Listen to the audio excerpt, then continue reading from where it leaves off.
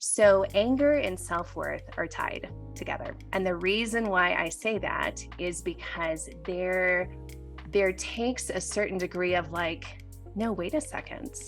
This is not okay. Like, that's not okay that I'm being treated this way.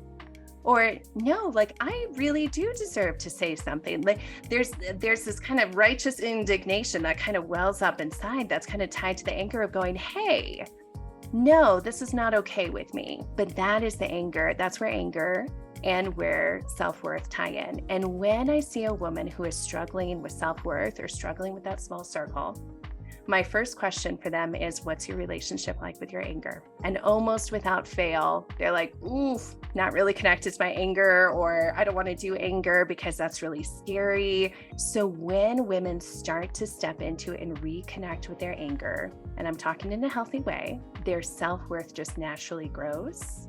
Their ability to step into it, their ability coming back to the boundaries, their ability to create boundaries is becomes easier, not easy, but easier. And so those two things are linked. That is really important, because I feel like some of us obviously come into marriage with not great self-worth, family of origin issues and whatnot. And some of us are fairly self-confident when betrayal hits us, but then betrayal has a way of, for many of us, like crushing our sense of self-worth, at least temporarily.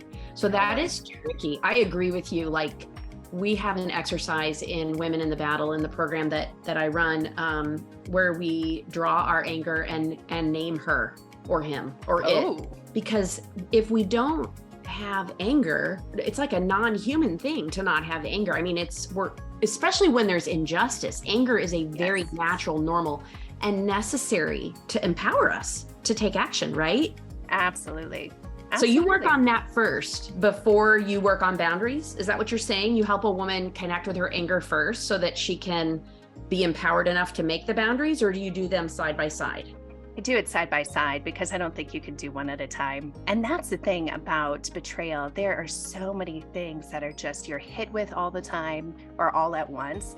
And there's so many ways of walking forward that it's all at once. Like I wish we had that time where we can be like, hey, let's pause.